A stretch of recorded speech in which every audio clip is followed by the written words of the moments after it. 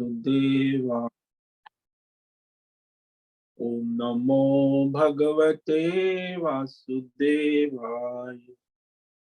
ओम नमो भगवते वासुदेवाय। ओम नमो भगवते वासुदेवाय। ओम नमो भगवते वासुदेवाय। ओम नमो भगवते वासुदेवाय। ओम नमो भगवते वासुदेवाय। ओम नमो भगवते वासुदेवाय। ओम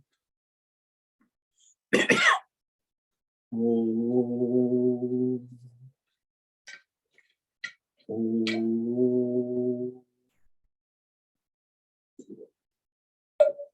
ओम श्री परमात्मने नमो नमः। ओम गणपतये नमो नमः। ओम सं सरस्वत्यै नमो नमः। ओम गुरुभ्यो नमो नमः। ओम सहनाववतु सहनौ भुनक्तु सह वीर्यं करवावहै तेजस्विनावधीतमस्तु मा विद्विषावहै। ओम शांति शांति शांति। सदाशिवसमारम्भां शंकराचार्यमध्यमाम् अस्मदाचार्यपर्यन्तां वन्दे गुरुपरम्परा। ओम पार्थाय प्रतिबोधितां भगवता नारायणेन स्वयं व्यासेन ग्रथितां पुराणमुनि मध्ये महाभारतम् अद्वैतामृतवर्षिणीं भगवतीम् अष्टादशाध्यायिनीम् अम्ब त्वामनुसन्दधामि भगवत् गीते भवद्वेषिणि वसुदेवसुतं देवं कंसचाणूरमर्दनं देवकी परमानन्दं कृष्णं वन्दे जगद्गुरु। नमस्ते परमं ब्रह्म सच्चिदानन्दरूपा निर्गुणाय नमस्तुभ्यं ओंकाराय नमो नमः। सर्वे दुर्गाणि तरन्तु सर्वे भद्राणि पश्य सर्वे सद्बुद्धिमाप्नोतु सर्वे सर्वत्र नन्दतु। ओम तत्सत्। ओम ओम ओम। आप सभी जूम ऑनलाइन नेटवर्क पर उपस्थित भगवद गीता श्रवण साधकों को आज प्रातः का अभिवादन, अभिनंदन, अभिवंदन। हरि ओम, हरि ओम, हरि ओम। हम सबको आज का यह दिव्य दिन तन मन धन जन देश काल विषय वस्तु परिस्थिति अवस्थाएं आध्यात्मिक भौतिक दैविक क्षेत्र सभी को अपने अपने पूर्व में अनंत जन्मों में किए हुए संचित पाप पुण्य धर्म अधर्म मिश्र कर्मों के पके हुए फल स्वरूप वर्तमान में आज अपने अपने प्रारब्ध अनुसार परमेश्वर योग माया के माध्यम से प्रसाद स्वरूप में प्राप्त हुआ है। अतः आज का यह दिव्य दिन परमार्थ हेतु निष्काम सेवा यज्ञ, देव यज्ञ, ऋषि यज्ञ, पितृ यज्ञ, नृ यज्ञ, भूत यज्ञ, सात्विक दान, शारीरिक वाचिक मानसिक तप, निष्काम कर्म योग, ध्यान योग, भक्ति योग, ज्ञान योग, साधनाएं, वेद शास्त्रों का अध्ययन अध्यापन स्वाध्याय उपासना आराधना के लिए समर्पित करे और कराए। अत्यंत दुर्लभ मनुष्य जीवन की प्रत्येक क्षण परमार्थ हेतु सार्थक करे और कराए। आज विक्रम संवत 2079 माघ मास शुक्ल पक्ष की चतुर्दशी तिथि है और आज यह 9:29 तक, उसके बाद पूर्णिमा लग जाती है। पुनर्वसु नक्षत्र है और वह 9:15 तक है। उसके बाद पुष्य नक्षत्र लग जाता और आज है शनिवार। तो ये वर्तमान में ईस्वी सन 2020 3 फरवरी और ये यहाँ का वसंत ऋतु चल रही है। सुबह का तापमान 7-8 डिग्री है और दिन का 24 डिग्री तापमान रहता। वायु की गति 5-10 किलोमीटर प्रति घंटा चलती। तो 4 फरवरी, आज 4 फरवरी 2023 शनिवार सुबह का 7 बजने वाले हैं और कलयुग का प्रथम चरण 5247 7वां वैवस्वत मनवंतर श्वेत वराह कल ब्रह्मा जी का 26वां दिन और 51वां वर्ष अभी चल रहा है। अनंत कोटि ब्रह्मांडीय परमेश्वरी योग ऐश्वर्य माया के अंतर्गत हमारा यह एक ब्रह्मांड, इसमें यह पृथ्वी लोक में समुद्र के ऊपर जम्बू द्वीप और जम्बू द्वीप में वैदिक राष्ट्र भारत,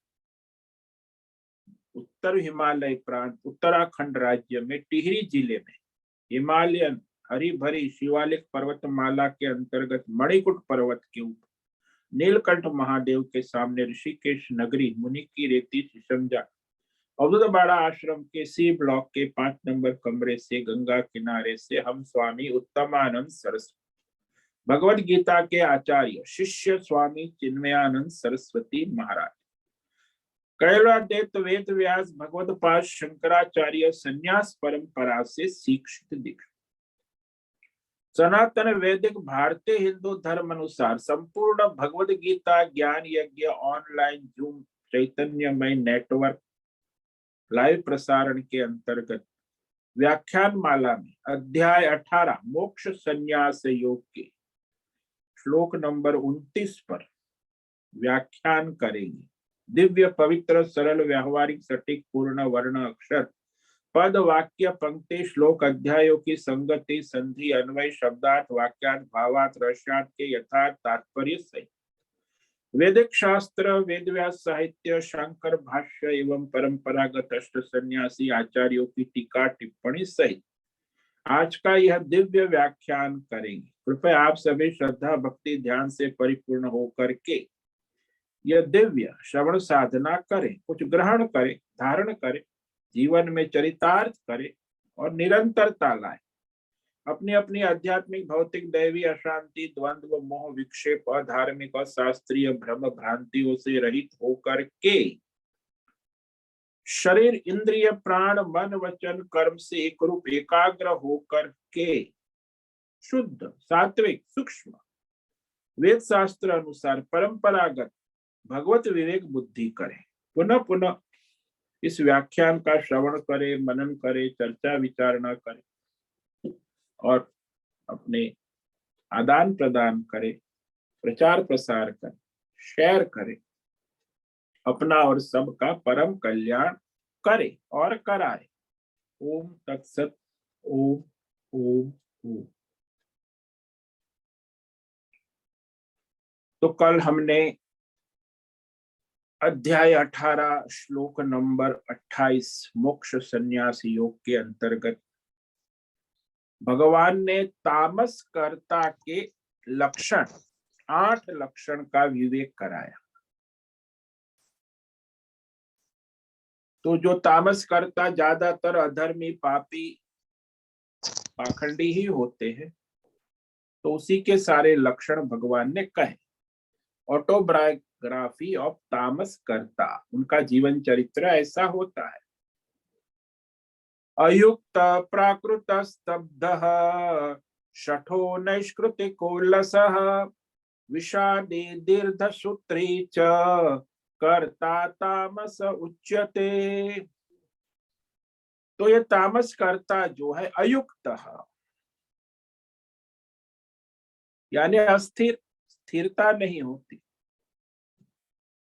चंचल जिसको कहते हैं, विक्षिप्त, आवेश वृत्ति उनकी निरंतर क्षणिक आवेश, और नास्तिक होते हैं और कोई संस्कार शास्त्र संस्कार परंपरा रहित होते हैं, प्राकृत जिसको कहते हैं। जैसे वो बंदर है, प्राकृत है, पशु प्राणी, ऐसे असंस्कारी, पशुवत, प्राकृत, और स्तब्ध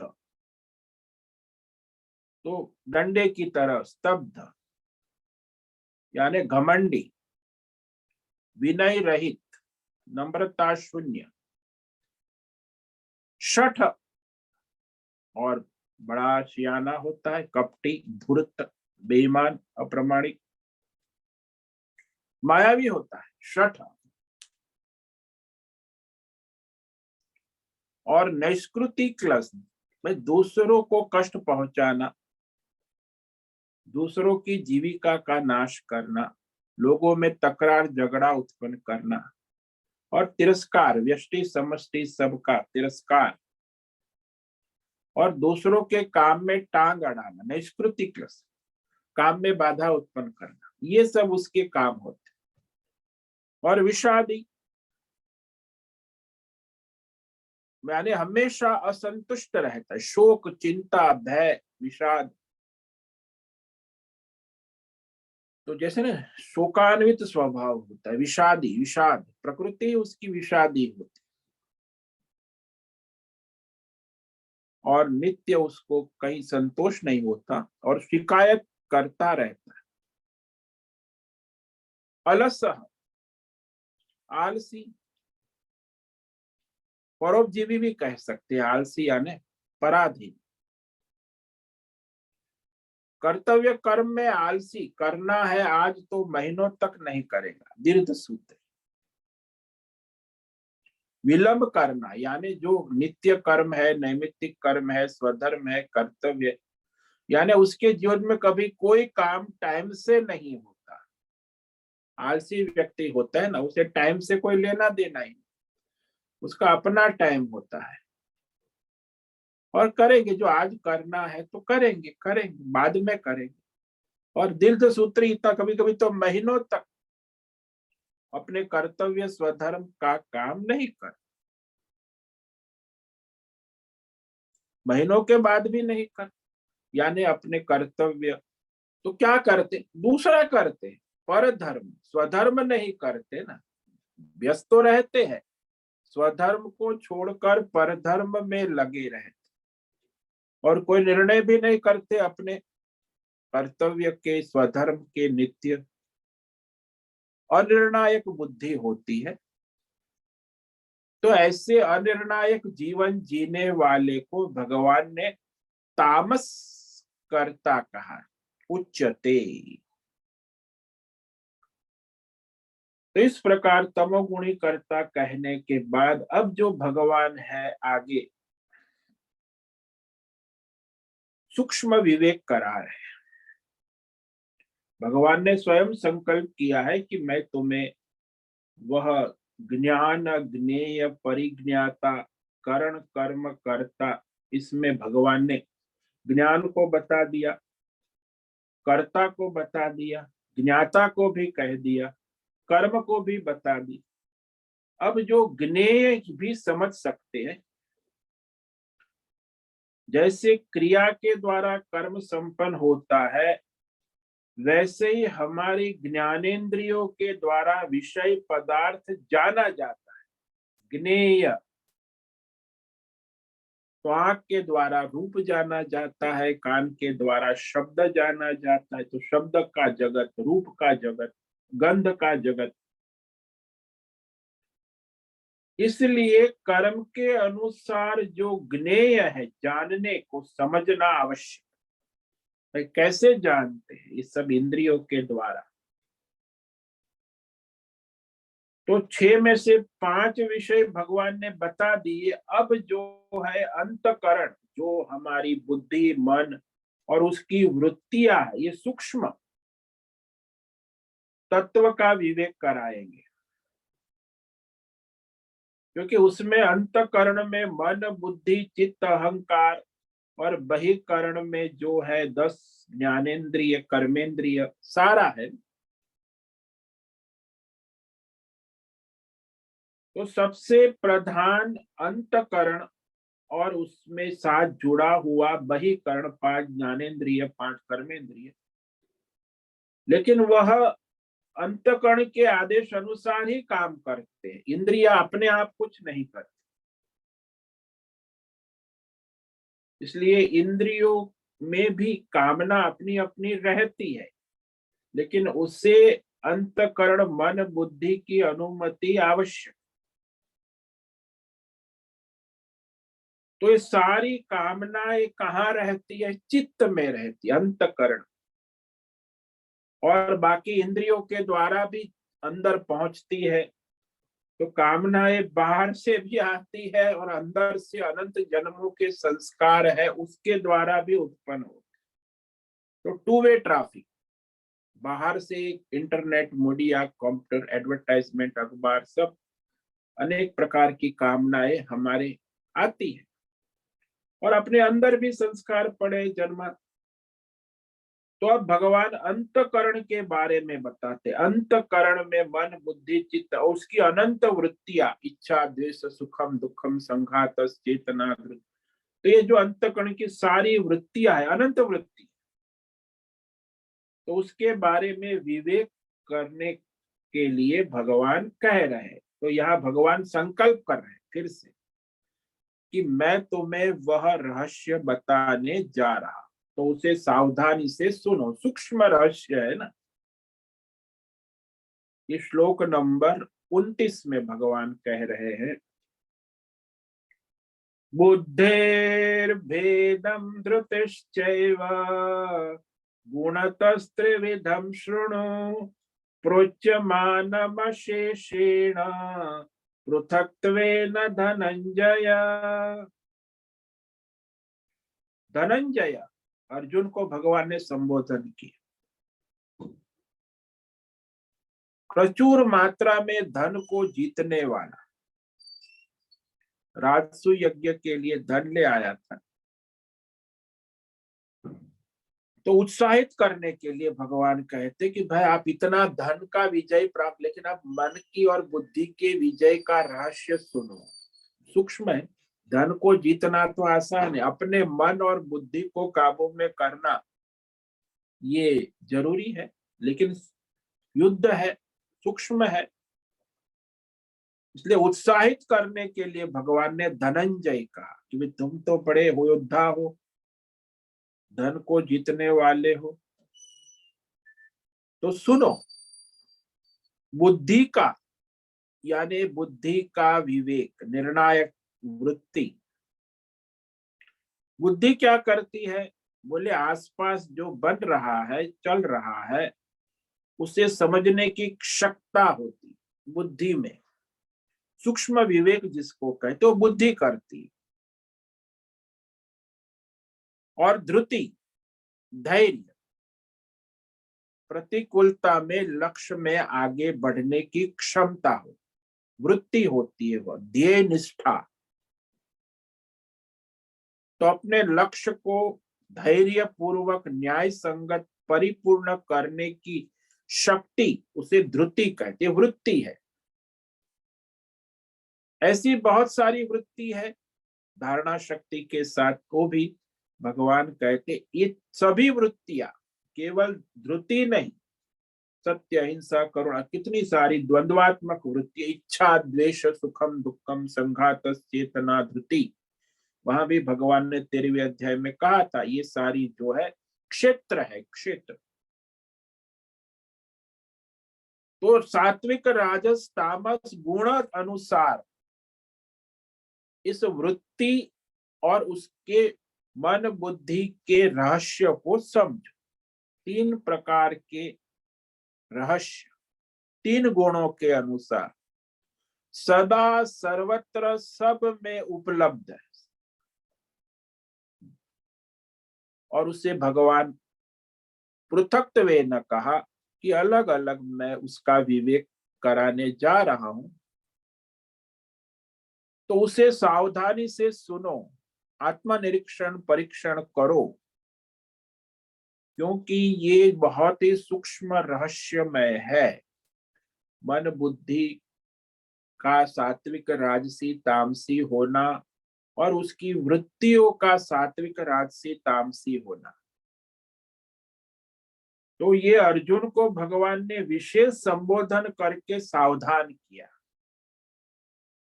उत्साहित भी किया कि धनंजय, क्योंकि अर्जुन का ये नाम इसलिए पड़ा है कि उसने दिग्विजय किया है, सारे विश्व में डंका बजाया, राजसु यज्ञ कर रहा था, विश्व विजेत।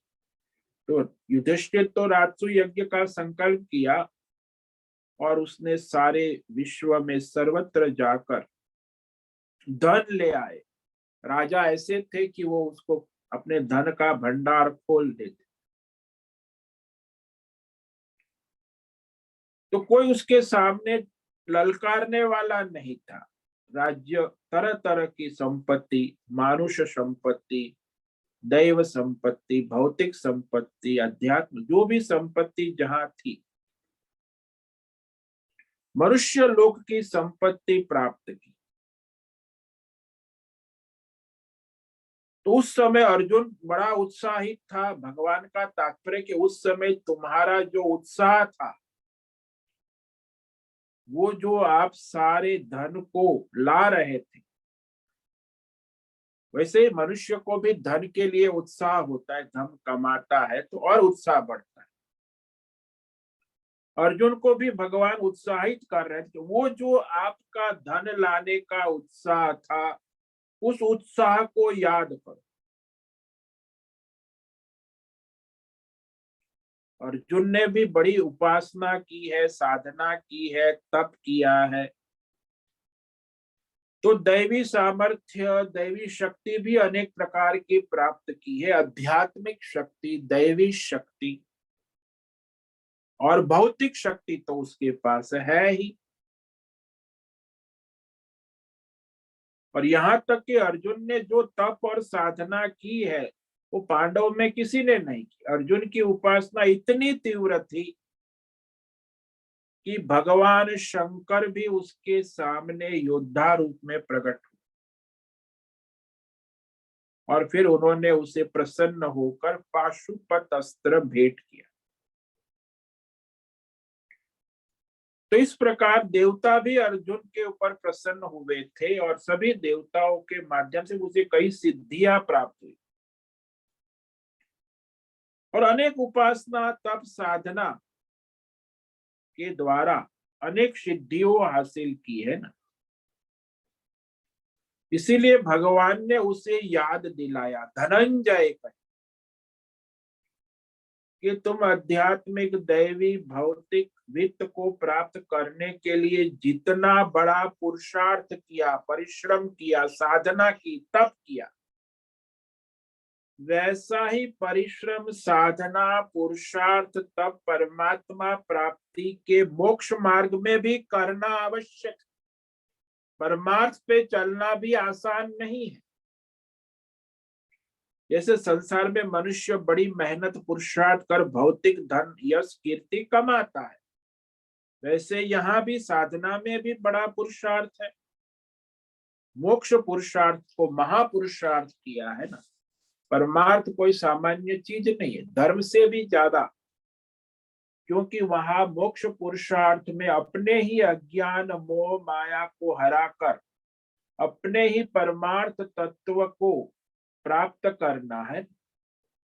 तो ये भाई अपने ही आत्मा की खोज, ये आत्मा की खोज सबसे लंबी है और सबसे गहन है और सबसे कठिन है। आत्मा की खोज में पहले तो निकलते ही नहीं। लाखों में, हजारों में कोई सात्विक मनुष्य होता है, वही आत्मा की खोज करने का पुरुषार्थ करते। तो यहाँ भगवान ने कहा कि मैं तुम्हें जो कहने जा रहा हूं, 3 गुण के अनुसार, ये बुद्धि, बुद्धे भेदम, बुद्धि का मतलब सब आ गया, अंतकरण, मन, बुद्धि, चित्त, अहंकार। अंतकरण वो करण है, और अंतकरण में उत्पन्न होने वाली अनंत वृत्ति, सभी द्वंद्वात्मक वृत्ति, इच्छा, द्वेष, सुख, दुख, अनेक प्रकार की जो वृत्ति है, उससे यहाँ ध्रुति को समझ लो, ध्रुति के साथ सभी वृत्तियों को ले लेना। तो सारा विवेक पूर्वक बताने जा रहे हैं। भगवान कह रहे हैं कि सुनो सावधानी। तो यह प्रधानता से सात्विक, राजसी और तामसी के लक्षण जो है वो सूक्ष्म है। तो केवल मन बुद्धि के बारे में नहीं बताने जा रहे हैं, साथ में उसकी जो सभी वृत्तियां हैं उसे भी ठीक समझ लेना चाहिए। उनका भी रहस्य है कि वृत्तियां भी 3 प्रकार की होती है, बुद्धि भी 3 प्रकार की होती है, मन भी 3 प्रकार का होता है। चित्त प्राधान्यता से, जिसके चित्त में ज्यादा तामसी संस्कार है तो उसका चित्त तामसी होता है, जिसके चित्त में राजसी संस्कार उसका चित्त राजसी होता है, जिसके चित्त में तामसी उसका चित्त तामसी होता है। तो मन भी वैसे ही सात्विक, राजसी, तामसी होता है। बुद्धि भी जिसकी विवेकी है, सूक्ष्म है, परमार्थ, तो सात्विक बुद्धि होती है, किसी की राजसी बुद्धि होती है, किसी की तामसी बुद्धि होती। तो यहाँ भगवान ने सात्विक कर्ता को बताते हुए कहा धृति उत्साह समन्वित, सात्विक कर्ता में कहा, इसीलिए यहाँ कहा अंतकरण की जो धृति रूप वृत्ति है, ये धृति यानी धैर्य, उसके भी 3 प्रकार के भेद है, भिन्न भिन्न स्वरूप है, सात्विक, राजसी, तामसी। तो धृति धैर्य भी 3 प्रकार का हो गया, सात्विक धैर्य, राजसी धैर्य और तामसी धैर्य। तो केवल ये एक वृत्ति भगवान नहीं कह रहे हैं, एक वृत्ति को कहकर भगवान सारी वृत्तियों, इच्छा, द्वेष, सुख, दुख, लाभ, जितनी भी वृत्तियां है उसको उपलक्षण रूप से समझ लेना चाहिए। तो सारी की सारी वृत्तियों की उपलक्षणा एक ही धैर्य के द्वारा समझ लेनी चाहिए। इच्छा, द्वेष, सुख, दुख, तो ये अनेक प्रकार की वृत्तियां, अनंत वृत्तियां हैं। राजसी, सात्विक और तामस भेद से और भी अधिक अनंत प्रकार की हो जाती है। तो वहां भगवान कहते अशेषेण पृथक्त्वेन प्रोच्यमानम, बहुत ही सूक्ष्म रूप से भगवान कह रहे हैं कि मैं संपूर्ण रूप से, पूरी तरह से ये जो सूक्ष्म वृत्तियां है और ये बुद्धि है, मन है, उसका रहस्य मैं बता रहा।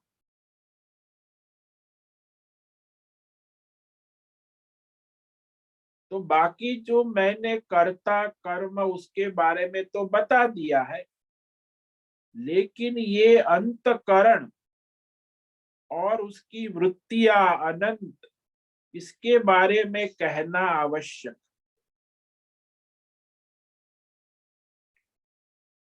तो यहाँ इसे जानने की जरूरत है और इसका विवेक करके, जो विवेक है यथार्थ विवेक कहा भगवान, अशेषे प्रोच्यमान और विशेष, उच्चमान प्रोच्य, प्रकर्षेण उच्च, बहुत ही विशेष रूप से मैं कहने जा रहा, क्योंकि ये सूक्ष्म है ना। इसको जानने के बाद इसके अतिरिक्त कुछ जानने की जरूरत नहीं। साइकोलॉजी वाले जो होते हैं उनके लिए बहुत बड़ा महत्व का है, साइकोलॉजिस्ट जितना कुछ बताना है सब बताना चाहते, लेकिन ये जो है भिन्न भिन्न रूप में जितनी भी वृत्तियां है, उसे समझने के लिए 3 गुण का अलग अलग कार्य उसको बताना आवश्यक।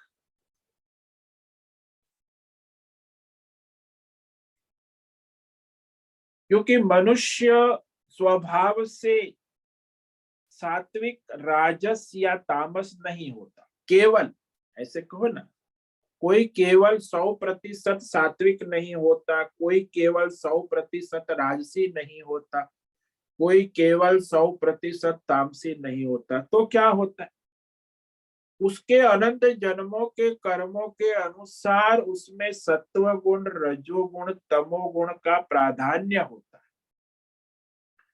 इसलिए जो तामसी मनुष्य है, उसके तामसी कर्मों के प्राधान्य से वर्तमान में वो तमोगुणी जीव है। पिछले अनंत जन्मों में किए हुए कर्मों के अनुसार वो जो रजोगुणी है वर्तमान में, और पिछले अनंत जन्मों के किए हुए सात्विक कर्मों के फल स्वरूप वर्तमान जन्म में वो सत्व गुणी। तो इसमें एक गुण की प्राधान्यता होती, इसका मतलब ये नहीं कि दूसरे गुण नहीं हो, दूसरे गुण भी होते, वो गौण रूप में। जैसे भगवान ने कहा कि ब्राह्मण जो होता है उसमें सत्व गुण का प्राधान्य होता है, क्योंकि वो ब्राह्मण क्यों है, उसके कर्मों से है, जन्म हुआ।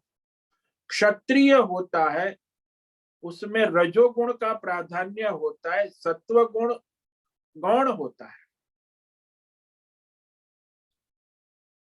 और वैश्य है, उसमें तमोगुण और रजोगुण का प्राधान्य होता है, सत्व गुण गौण होता है। और जो क्षुद्र है, उसमें तमोगुण का प्राधान्य होता है, रजोगुण और सत्व गुण गौण होते हैं। तो इस तरह प्राधान्यता देखी जाती है सभी मनुष्यों में। जो सात्विक प्रकृति का है उसको हम ब्राह्मण कहेंगे, जो सत्व गुण रजोगुण मिश्र है वो उसे क्षत्रिय कहेंगे, जो तमोगुण प्राधान्य है और रजोगुण भी उसमें है तो उसे वैश्य कहेंगे, और जिसमें तमोगुण का प्राधान्य है उसे क्षुद्र कहेंगे। तो गुण के अनुसार ही उसकी जाति बनती है, प्रकृति के गुण अनुसार।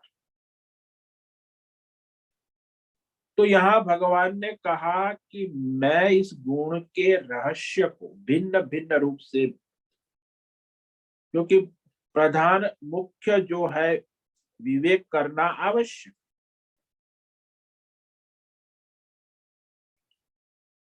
तो यहाँ भगवान इस तरह पृथक्त्वे न कहा, सहारा लेकर। तो अत्यंत सूक्ष्म जो है विवेक है, वैज्ञानिक ढंग जो आप लोग कहते हैं ना, वो वैज्ञानिक ढंग से बताने चाहे। जैसे भौतिक विज्ञान में हम देखते हैं ना कि सोना है, वो सोना तो सर्वथा 100% शुद्ध नहीं होता। इसलिए आपने सुना होगा 24 कैरेट सोना, वो 24 कैरेट भी 100% नहीं है, 99.99% शुद्ध लिखते, 24 कैरेट भी 100% नहीं है। और जो 18 कैरेट का भी होता है, 12 कैरेट होता है, तो उसमें जो है 50% सोना और 50% दूसरी धातु मिली हुई होती, तो 75% सोना और दूसरी धातु। तो 18 कैरेट है, 12 कैरेट है, 24 कैरेट में 99% सोना होता, लेकिन 100% नहीं। तो यहाँ सोने को बिल्कुल शुद्ध हम तभी मिलेगा जब उसको हम समझेंगे कि ये कितना शुद्ध टच सोना, और उसमें फिर ये पता चले कि अन्य धातु ये कितनी मात्रा में मिली हुई है, तो उससे उसकी चमक में फर्क पड़ जाता है। भाई चांदी मिलाते हैं, दूसरी धातु ये मिलाते हैं, तो जो सोने की ओरिजिनल चमक होती है वो फीकी पड़ जाती। तो दूसरे धातु जिसमें मिला हुआ है तो सोना तो है, लेकिन उसमें फर्क पड़ जाता है। तो इस तरह तीन गुण में भी फर्क होता है, परिवर्तन होता है। जैसे ले लो कि भाई दूध है, तो आप 100% एकदम दूध जो है वो आपको नहीं मिलेगा। हाँ, उसको उबाल कर उसमें से पानी निकाल कर उसकी रबड़ी बना दो तो वो 100% दूध हो जाए, लेकिन वो रबड़ी में भी पानी है। और जितना भी दूध बाजार में मिलता है उसमें पानी की मात्रा होती है। केवल दूध 100% शुद्ध संभव नहीं है। जब कहते हैं कि दूध के अंदर इतनी शक्ति है, वह दूध शुद्ध है इसलिए कहते हैं, लेकिन उसमें पानी मिला है। तो जितना पानी मिला है उतनी उसकी शक्ति कम हो जाएगी। इसी प्रकार सत्वगुण, रजोगुण, तमोगुण सबको अलग अलग करके बताया, लेकिन हमको तो सात्विक, राजस, तामस कर्ता मिलेंगे। उसके अंदर जो दूसरे गुण भी है, मानो कि सात्विक करता है तो उसके अंदर दूसरे रजोगुण, तमोगुण भी है, तो उसकी मात्राएं कम ज्यादा रहेंगी ही। इसीलिए भगवान ने कहा बाहुल्येन व्यपदेशा भवन्ति, प्राधान्यतः ये गुणों का विवेक कर लेना आवश्यक। कि जिसके कई प्राधान्यता है उसमें भी क्या होता है, कभी मनुष्य एक दिन सात्विक प्राधान्य होता है, कभी एक हफ्ते के लिए सात्विक कभी रजोगुण का प्राधान्य हो जाता है, कभी एक हफ्ते के लिए, कभी तमोगुण, ऐसा भी होता है। जो निरंतर सात्विक मनुष्य भी कभी कभी हम देखते हैं कि वो रजोगुणी, तमोगुणी उसमें प्राधान्य दिखाई दे। तो इस तरह उसके कर्मों के अनुसार, प्रारब्ध के अनुसार ये तीनों गुणों में प्राधान्यता काल के अनुसार, देश के अनुसार, प्रकृति के अनुसार बदलती। जैसे कोई मुंबई शहर मार्केट बाजार में घूमता है तो उसका रजोगुण बढ़ जाए, लेकिन वो ऋषिकेश गंगा किनारे पहाड़ पर्वत में एकांत में तो वहां गंगा किनारे बैठ के उसका सत्व गुण बढ़ जाए, लेकिन वो बेसिकली मुंबई वाला है, रजोगुणी है, लेकिन गंगा किनारे आकर वो 1 2 4 दिन रहेगा तो उसका सत्व गुण का प्राधान्य बड़ा सात्विक है। सुबह से गंगा किनारे ध्यान, जब भजन, स्नान कर रहे हैं तो, लेकिन वो टेम्पररी है, एक हफ्ते की, परमानेंट। मूल तो उसका स्वभाव रजोगुणी है। तो ऐसे भी होता है, लेकिन बाहुल्य न का प्राधान्यता जो उसका अधिक है जीवन की दृष्टि से देख, भाई बचपन से लेके अब तक आपके जीवन में किस गुण का प्राधान्य रहा, उसी अनुसार उस मनुष्य का मूल्यांकन होता है। एक हफ्ते, एक महीने या 15 दिन का कोई प्राधान्य नहीं देखा, पूरे जीवन का बाहुल्य। तो इस प्रकार भगवान ने कहा अब जो है ये सारी वृत्तियां है, वेदों में भी कहा है कि उसका रहस्य जानना आवश्यक है। कामना, काम भी सात्विक, राजसी, तामसी होता है। संकल्प भी सात्विक, राजसी, तामसी होता है। ये धृति भी सात्विक, राजसी, तामसी। भगवान ने श्रद्धा के बारे में भी कह दिया 17वें अध्याय में, ये भी वृत्ति है सात्विक, राजसी, तामसी। बुद्धि के बारे में भी कहेंगे सात्विक, राजसी, ताम। इस प्रकार सभी वृत्तियां जो मन में, अंतकरण में, बुद्धि में उत्पन्न होती है, तो बुद्धि भी स्वयं सात्विक, राजसी, तामसी होती है, और उस बुद्धि की वृत्तियां भी सात्विक, राजसी, तामसी होती है। दोनों का विवेक कराने जा रहे हैं। तो अब सबसे पहले भगवान सात्विक बुद्धि का विवेक कराते हैं। उसका लक्षण क्या है, उसका सूक्ष्म विवेक, रहस्य। क्योंकि ऐसी सात्विक बुद्धि अनंत जन्मों के पुण्य कर्म से प्राप्त होती। तो पुण्य से धर्मात्मा के अंदर जो अर्जुन है, युधिष्ठिर है, इनकी बुद्धि सात्विक है क्योंकि वो धर्मात्मा है। तो इस तरह अब हम जो है उस पर व्याख्यान तो कल करेंगे, आज संक्षेप में कह देते सात्विक बुद्धि के लक्षण। प्रवृत्तिम च निवृत्तिम च कार्याकार्ये भयाभये बंधम मोक्षम च या वेत्ति बुद्धि सा पार्थ सात्विकी। पार्थ देखो यहाँ पृथा के बेटे का, या प्रवृत्तिम च निवृत्ति, जो बुद्धि प्रवृत्ति धर्म और निवृत्ति अधर्म, कार्य कार्य कर्तव्य और अकर्तव्य में, कर्तव्य का हेतु क्या है अकर्तव्य का हेतु क्या, जो बुद्धि ये विवेक करती है। भय का हेतु क्या है अभय का, भय का हेतु अज्ञान है, अभय का हेतु ज्ञान है, तो वो भी विवेक करती है। बंधन, बंधन का हेतु क्या है अज्ञान, और मोक्ष का हेतु क्या है आत्मज्ञान।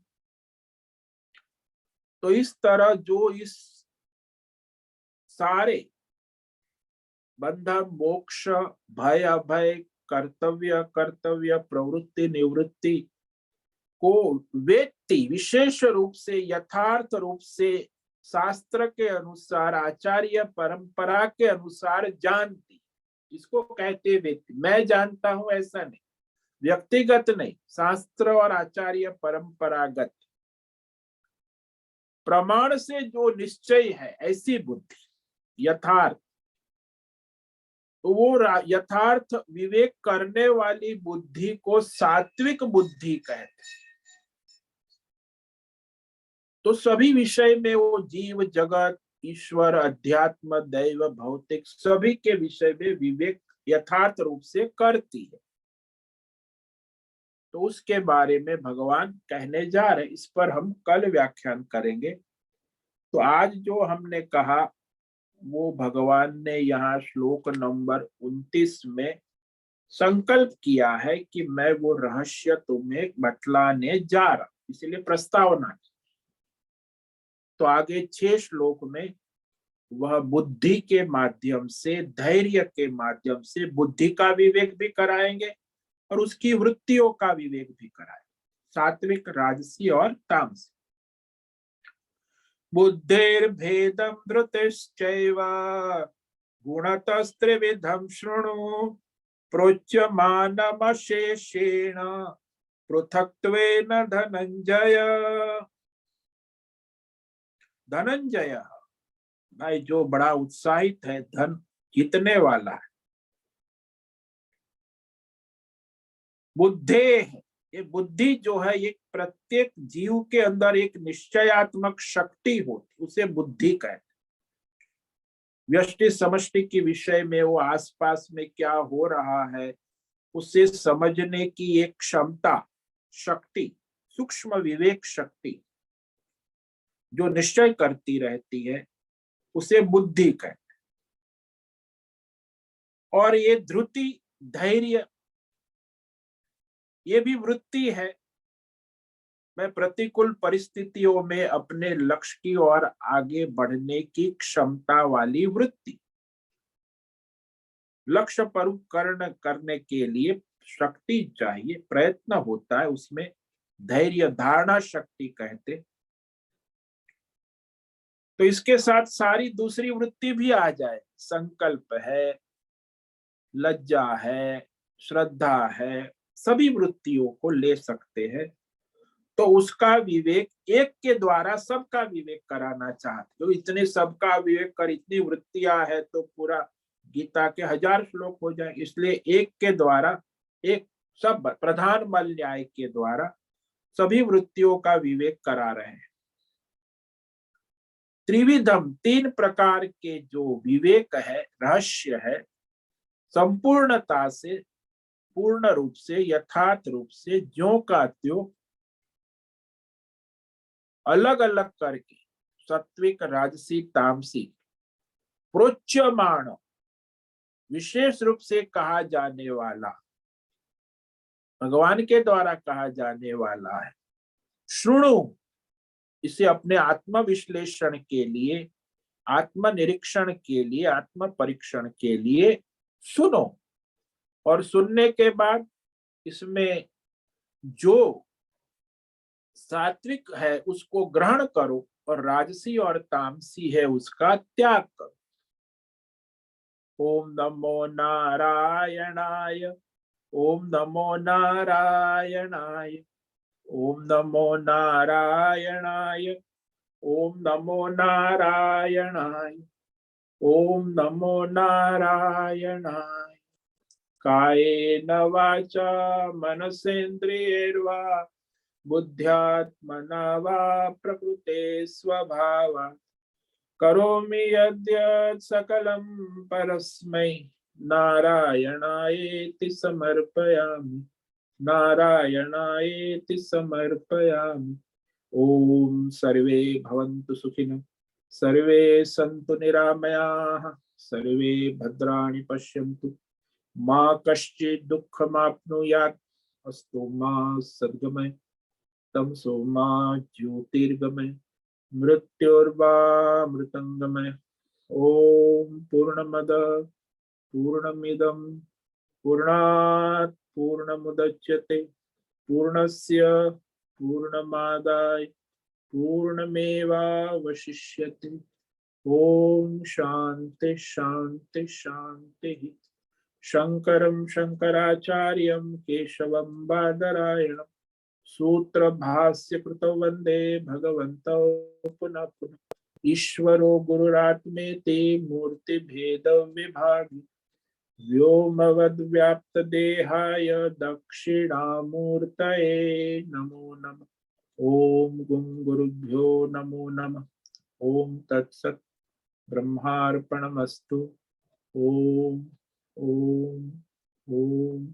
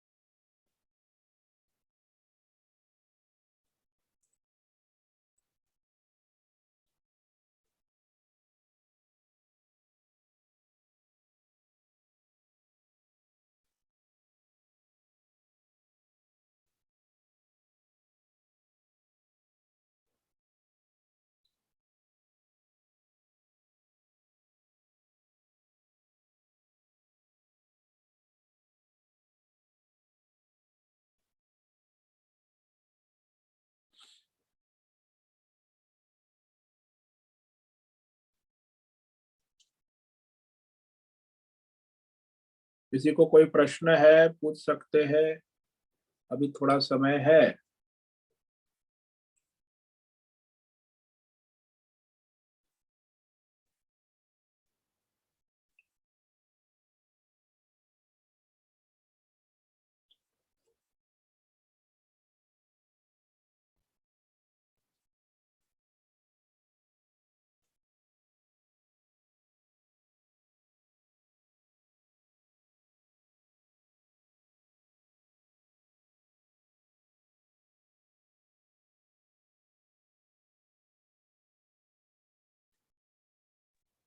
ओम नमो नारायण स्वामी जी।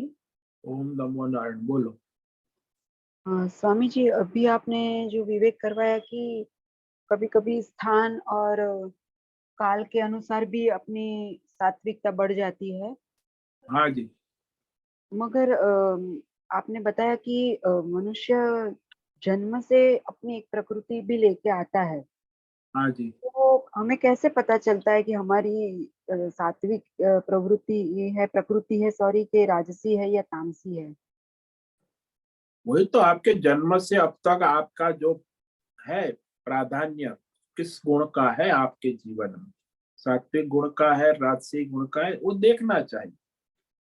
तो ऐसे कभी कभी मनुष्य कुछ समय के लिए सात्विक प्रतीत होता है, लेकिन वो टेम्पररी होता है ना। प्राधान्यता देखनी चाहिए पूरे जीवन की।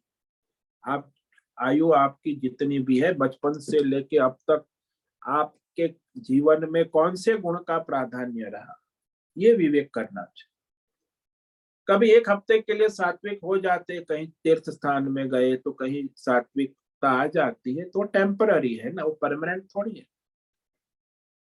या तो कहीं तमोगुण के माहौल में चले जाए तो वहां वो तमोगुण की भी आ जाती, सात्विक मनुष्य भी तमोगुणी दिखने लगता है।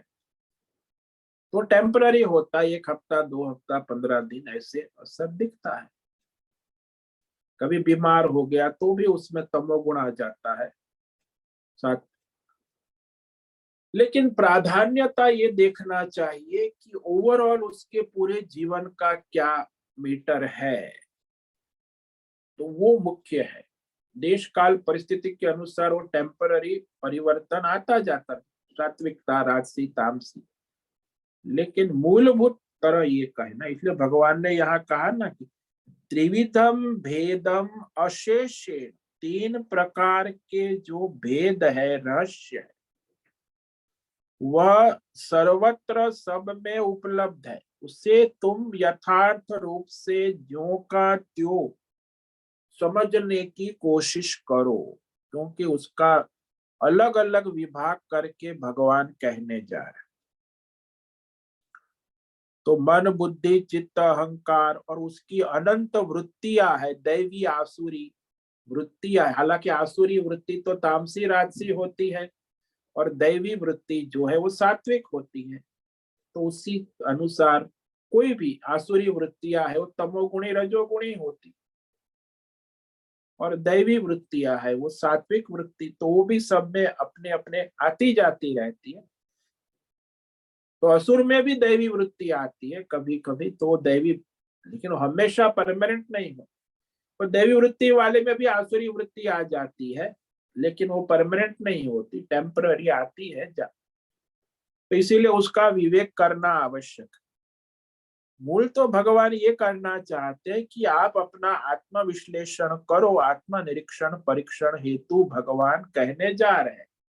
भाई आपके जीवन में, आपके अंतकरण में, आपकी वृत्तियों में कौन सा गुण प्राधान्य है, सात्विक गुण का प्राधान्य है, राजसी का है कि तीनों का मिश्र है। तो वो विवेक करना आवश्यक है। वो विवेक करके क्या करना है, बोले विवेक करके आप अपने तमोगुण और रजोगुण को त्याग करो और सात्विक वृत्तियों को जीवन में प्राधान्य दो, उसका अभ्यास करो। समझ में आया? हाँ स्वामी जी, मतलब ये तो नित्य निरंतर आत्मनिरीक्षण करना पड़ता है, तब पता चलेगा ना। हाँ, ये तो सूक्ष्म है ना, आपके भीतर है, बाहर हम्म। तो है नहीं। हम्म। आप आंख बंद करके बैठो, अपने कर्म को अपने भीतर देखो, आपके आत्म विश्लेषण, आत्मा निरीक्षण, आत्म परीक्षण। तो उसके लिए आपको भीतर जाना पड़ेगा, बाहर तो नहीं होगा। हम्म। ये तो आध्यात्मिक हो गया ना, वो भौतिक कर्म तो भौतिक होते हैं ना। तो हम्म। कर्म के विषय में तो हमें भी पता चलता है, दूसरों को भी हम जैसे कर्म करेंगे तो उनको भी पता चल जाता है। लेकिन ये तो वृत्तियां सूक्ष्म है ना, मन और बुद्धि, और उसकी वृत्तियां अनंत, द्वंद्वात्मक वृत्तियां उत्पन्न होती ही रहती। तो ये मिश्र वृत्ति भी आती है, तो उसके लिए हमें पुरुषार्थ करके उसको सबको सत्व की तरफ लेके जाना है ना। हाँ, सत्व गुण की ओर उसे ले जाने का पुरुषार्थ करना, यानी वो कैसे ले जाओ, सत्व गुण का अभ्यास करोगे, वृत्तियों इसका त्याग करोगे, तो हम्म। सात्विक निर्णय करोगे, तामसी राजसी निर्णय छोड़ोगे। जैसे अभी मैं कहूँ कि आप सुबह ब्रेकफास्ट करना है, तो सात्विक की ओर ले जाओ ना। फल लो, ड्राई फ्रूट लो, और दूध पियो गाय का 1 गिलास, सुबह नाश्ता सबसे बढ़िया, दिन पूरा आपका एनर्जेटिक रहेगा, माइंड भी रहेगा शक्ति। अब सुबह उठ के आप पकोड़े, इडली, डोसा, वड़ा, सांभर खाओगे तो फिर पूरा दिन वही रजोगुणी रहेगा मन बुद्धि। और सुबह उठ के आप ब्रेड आमलेट और मांसाहार खाओगे, शराब पियोगे, तो पूरा दिन फिर तमोगुण ही रहेगा। तो वो तो आपको सात्विक प्रवृत्ति करनी होगी और वृत्ति भी सात्विक करनी होगी, और वृत्ति प्रवृत्ति दोनों का तालमेल करना होगा। तो पहले वृत्ति होनी चाहिए कि मुझे सात्विक खाना है, तो फिर सात्विक प्रवृत्ति होगी। प्रवृत्ति डायरेक्ट नहीं होती, वृत्ति से होती। और वृत्ति जो है निश्चय बुद्धि का पक्का दृढ़ है, तो फिर आपकी इंद्रियां भी उसी अनुसार काम करेंगी और आपके कर्म भी उसी दिशा में जाएंगे। लेकिन यदि आपकी वृत्ति बुद्धि दृढ़ निश्चय नहीं है, तो फिर आप डावाडोल। इसीलिए प्रवृत्ति का पूरा आधार वृत्ति पर है। और प्रवृत्ति कौन करेंगी? आपकी इंद्रियां करेंगी ना, 5 ज्ञानेंद्रिया 5 कर्म, वही तो प्रवृत्ति करेंगी। वो बिना बुद्धि के मन के आदेश के कुछ नहीं कर सकते। इसीलिए मन और बुद्धि का प्राधान्य है। वहां की वृत्ति, वहां का बुद्धि का निश्चय दृढ़ है, तो मन भी कुछ नहीं कर सकता, मन भी बुद्धि को फॉलो करेगा। और फिर इंद्रिया भी मन के अधीन रहेगी, कि बुद्धि का निर्णय है पक्का, तो फिर कर्म भी उसी अनुसार होगा। इसीलिए ये विवेक करना, और सात्विक बुद्धि निर्णय है, तो आपकी मन भी सात्विक और इंद्रिया भी सात्विक कर्म की ओर जाएगी। यदि आपकी बुद्धि का निर्णय राजसी है, तो आपकी मन भी राजसी वृत्ति और इंद्रिया भी राजसी प्रवृत्ति की ओर जाएगी। यदि आपकी बुद्धि का निर्णय तामसी है, तो मन की वृत्तियां भी तामसी की ओर जाएंगी और आपकी इंद्रिया तामसी कर्म की ओर जाएगी। तो बुद्धि का प्राधान्य है ना, इसलिए बुद्धि के विषय में भगवान कहने जा रहे हैं। हाँ, इसीलिए बुद्धि में विवेक रखना बहुत जरूरी है ना। हाँ, वो भी शास्त्र के अनुसार आचार्य पर, मैं अपने मनमानी या तो फिर सब लोकाचार, लौकिक बुद्धि भी नहीं होनी चाहिए। सब कर रहे हैं तो मैं भी कर रहा हूँ, निर्णय सबने किया तो मैंने किया। वो तो बंदर मरकट वृत्ति हो गई ना, बंदर होता है, सब बंदर करते, वो भी करता है, कुत्ता है।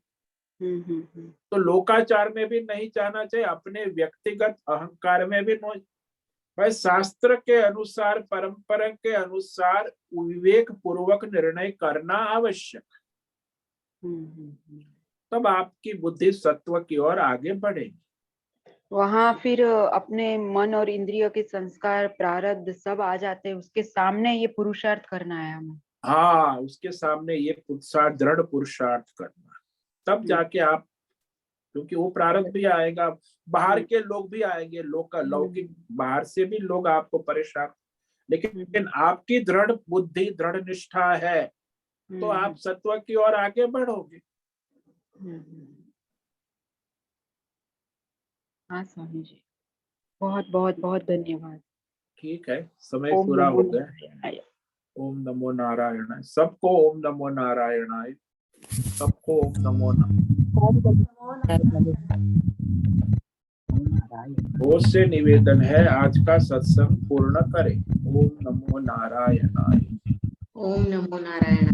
आज का ये सत्संग ओम नमो नारायण स्वामी। ओम नमो नारायणाय।